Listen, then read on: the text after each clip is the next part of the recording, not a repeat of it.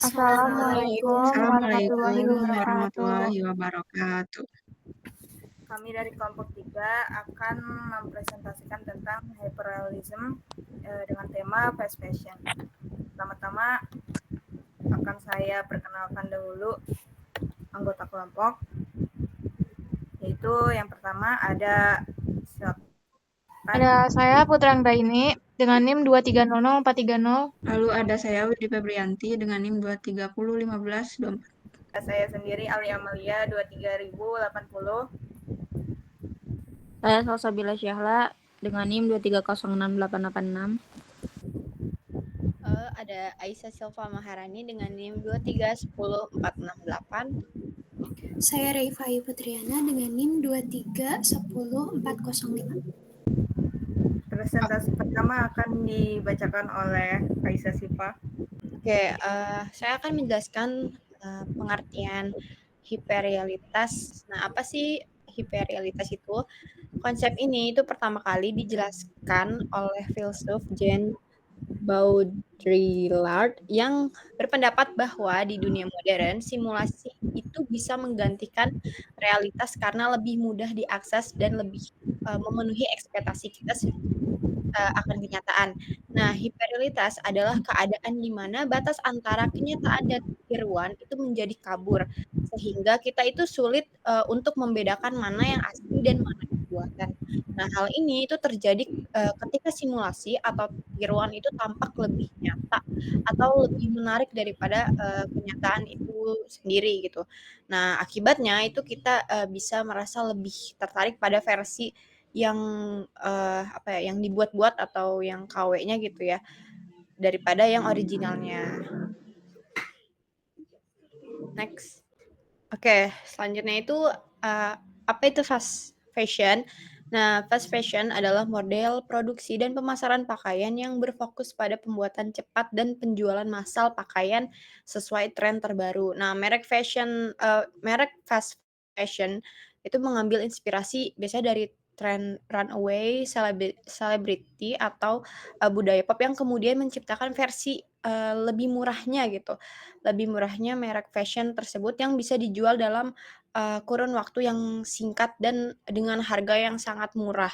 Nah, tujuannya itu adalah untuk agar konsumen punya peluang untuk bisa memakai atau menggunakan pakaian yang bergaya dengan harga yang rendah gitu. Nah, fast fashion ini melibatkan desain, produksi, distribusi, dan pemasaran pakaian yang cepat, yang berarti bahwa pengeceran mampu menarik lebih banyak variasi produk dalam jumlah yang besar dan memungkinkan konsumen untuk mendapatkan lebih banyak model mode atau model baju dan diferensi produk dengan harga yang benar-benar sangat murah gitu ya. Nah, istilah ini pertama kali digunakan pada awal tahun 1990-an ketika Zara itu mendarat di New York. Nah, fashion ini lalu dicetuskan oleh New York Times untuk menggambarkan misi Zara yang hanya membutuhkan waktu 15 hari bagi sebuah pakaian untuk beralih dari tahap desain hingga dijual di toko. Nah, pemakaian terbesar dalam dunia fast fashion ini itu termasuk Zara, Uniqlo, Forever 21, dan H&M. Oke, selanjutnya. Selanjutnya itu ada sisi gelap fast fashion. Nah, menurut analisis oleh Business Insider, produksi mode mencangkup 10% dari total emisi karbon global.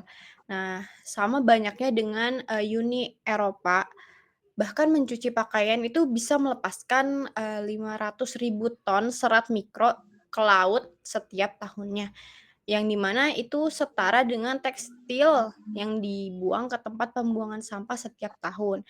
Nah, bahkan mencuci pakaian itu dari kain yang hasil fast fashion itu bisa melepaskan 500.000 ton serat mikro ke tahun setiap tahunnya, yang setara dengan 50 miliar botol plastik gitu. Jadi memang berdampak juga ke lingkungan gitu. Misalkan salah satu contohnya itu ada berdampak ke air juga, yang dimana dampak lingkungan dari mode itu cepat meliputi menipisnya sumber daya yang nggak bisa diperbarui. Nah, kayak emisi gas rumah dan penggunaan air dan energi dalam jumlah yang besar. Terus juga mikroplastik. Nah, selain itu merek-merek menggunakan serat sintesis seperti contohnya polyester, nilon, dan akrilik yang membutuhkan waktu untuk apa ya? Untuk terurai gitu dalam waktu ratusan tahun secara biologis seperti itu. Baik, selanjutnya akan dilanjutkan oleh Reifa. Jadi, di sini aku mau jelasin kayak dampak hyperrealism terhadap tren fast fashion ini. Jadi di sini aku mau jelasin dampak positif dan dampak negatifnya. Yang pertama ada dampak positifnya. Yang ke satu itu ada kemudahan akses. Fast fashion memungkinkan konsumen untuk dengan cepat mengikuti tren mode terbaru yang ditampilkan oleh berbagai merek. Kayak misalnya saat ini banyak influencer media sosial yang mengenakan pakaian dengan desain tertentu. Nah, dalam hitungan minggu tuh, si merek fast fashion seperti Zara atau H&M tuh bisa ngerilis produk yang serupa gitu atau mirip. Nah, ini memberi konsumen kesempatan untuk tampil fashionable dengan cara yang cepat dan mudah. Lalu yang kedua ada harga terjangkau. Nah, si fast fashion menawarkan produk dengan harga yang lebih rendah dibandingkan dengan merek-merek fashion yang premium. Ini membuat gaya modis dapat diakses oleh berbagai kalangan termasuk mahasiswa dan mahasiswi atau para pekerja muda. Lalu selanjutnya yaitu pilihan beragam.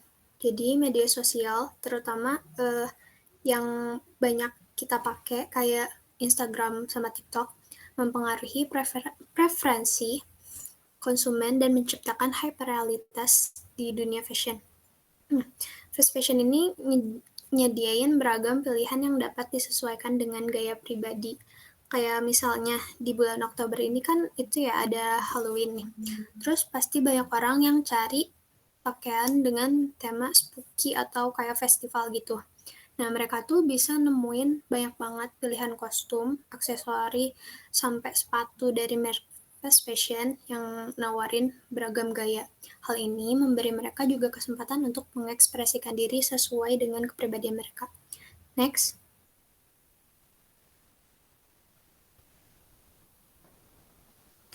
Lalu selanjutnya, selain dampak positif, hyperrealism juga punya dampak negatif terhadap fenomena fast fashion ini.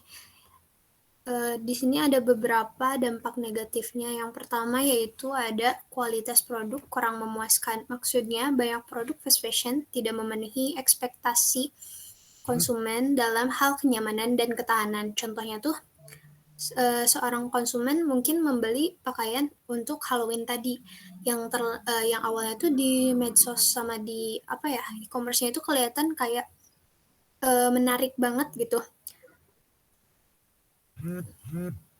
Menarik di media sosial, tetapi ketika dikenakan tuh ternyata si bahan dari pakaian tersebut tuh nggak nyaman atau cepat rusak gitu pas udah dicuci. Nah, lalu selanjutnya ada kepuasan jangka pendek.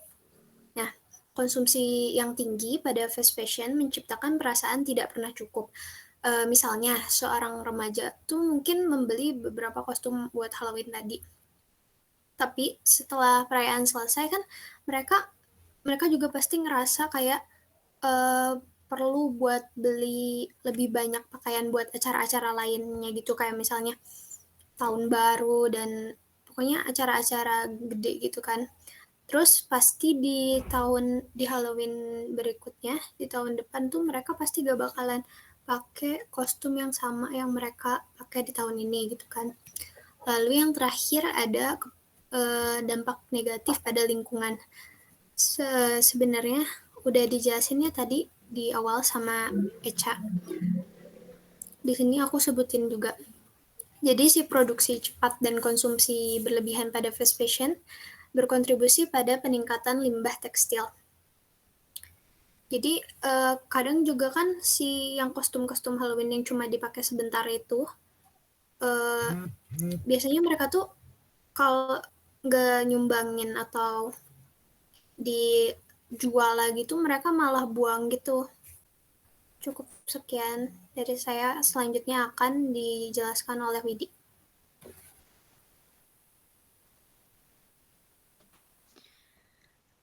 Oke, baik.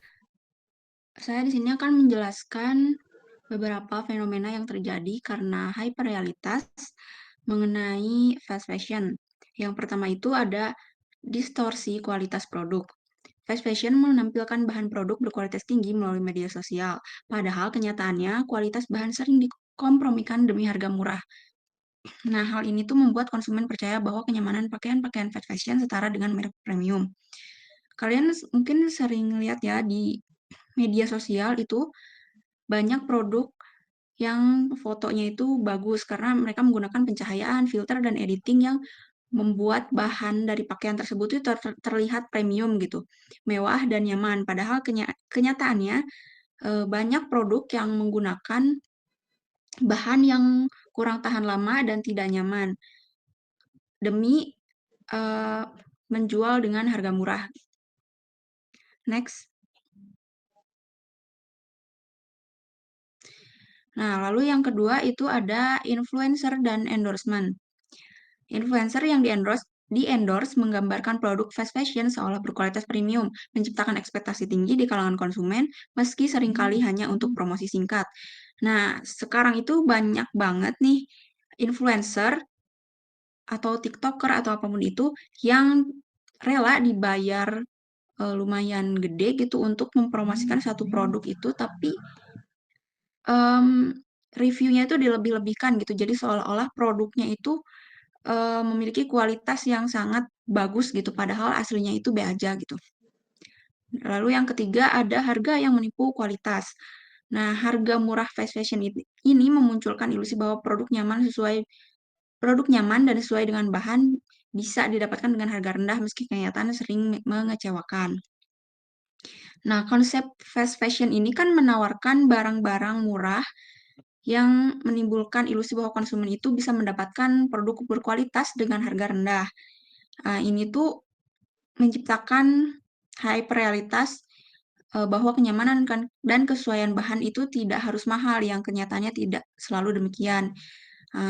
Jadi banyak konsumen itu yang tertipu dan tergiur dengan harga murah gitu.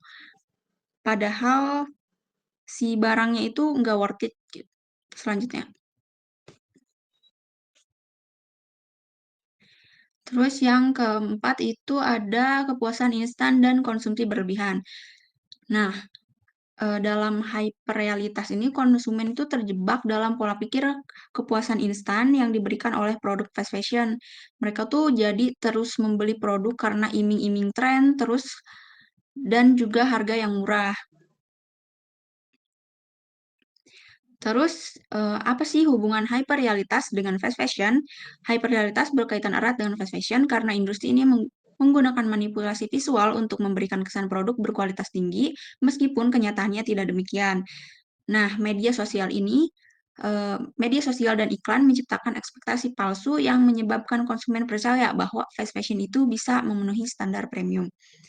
Mungkin itu saja penjelasan dari saya. Selanjutnya akan dijelaskan oleh rekan saya. Kemudian berikut contoh-contoh kasus nyata fast fashion. Next.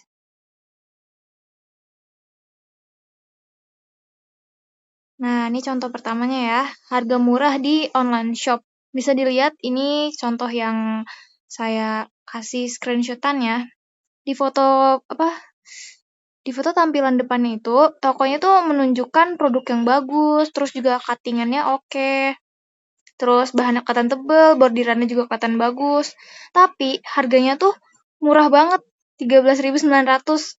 Nah, jadi yang didapat oleh customer itu, bisa dilihat di sampingnya, itu tuh bukan bordiran, cuman kayak sablonan doang, terus bahannya juga kelihatan tipis. Nah, si tokonya ini ngikutin produk dari brand yang bagus, tapi yang dihasilkan tuh yang kurang bagus kayak gini dengan harga yang murah. Nah, ini contohnya ya. Nah, berikutnya pengaruh-pengaruh influencer juga bikin kita tuh bersifat konsumtif gitu ya. Jadi para influencer itu atau konten-konten kreator tuh mempromosikannya dengan cara yang persuasif banget. Terus juga membuat kita mempunyai sifat yang konsumtif.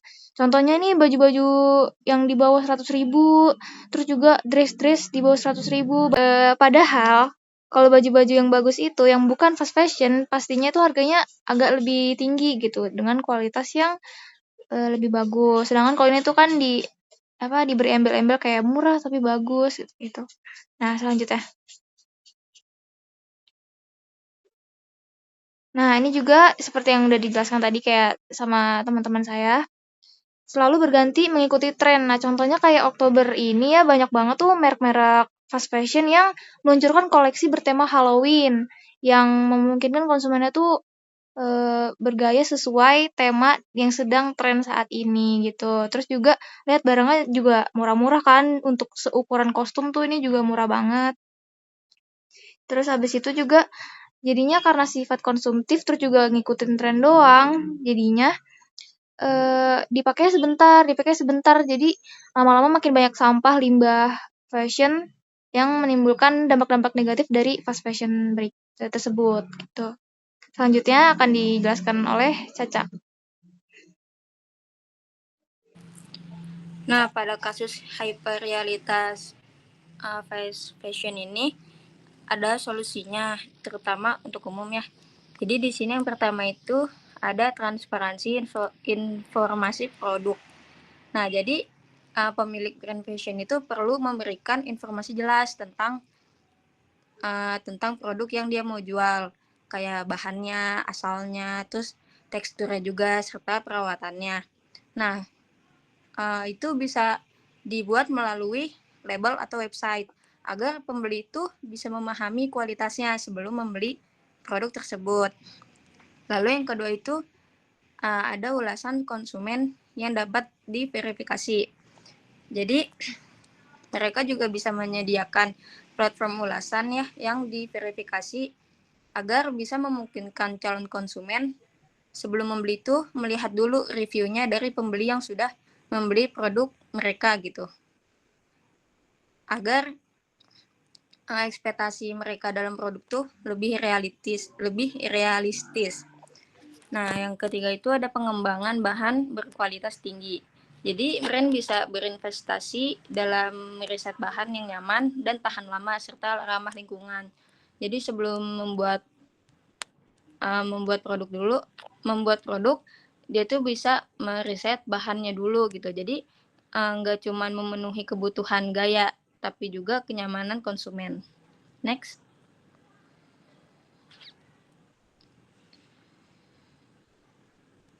Nah, lalu ada juga solusi untuk kita ya sebagai konsumen. Yang pertama itu periksa deskripsi produk secara teliti. Jadi kita tuh sebelum membeli bisa baca dulu ya deskripsi produknya. Biasanya di situ ada bahannya, terus ukurannya juga, cara perawatannya. Jadi jangan cuman yang tadi itu yang kayak contoh Siren kasih, cuman lihat awal gambar di situnya bagus tapi nggak ngeliat deskripsinya. Jadi kan datangnya jelek gitu, nggak sesuai sama gambarnya. Nah, lalu cari ulasan produk dari pengguna lain. Nah, jadi tuh sebelum membeli kan kita baca deskripsinya dulu. Abis itu kan banyak review-review dari pembeli yang udah beli duluan gitu. Jadi kita bisa lihat dulu dari mereka, rating mereka juga tuh bagus atau enggak gitu. Lalu ada prioritaskan kualitas daripada tren semata. Nah, ini tuh pilih produk berdasarkan kualitas dan kesesuaian bahan. Nggak hanya tren atau visual yang terlihat menarik di media. Lalu selanjutnya akan disampaikan oleh Alia. Jadi ada kesimpulan dan saran, yaitu kesimpulannya fast fashion adalah industri mode yang memproduksi pakaian dengan lebih cepat dan lebih murah untuk mengikuti tren baru. Hiperrealitas dalam fast fashion menciptakan ilusi bahwa konsumen perlu terus memperbaiki pakaian agar lebih up to date.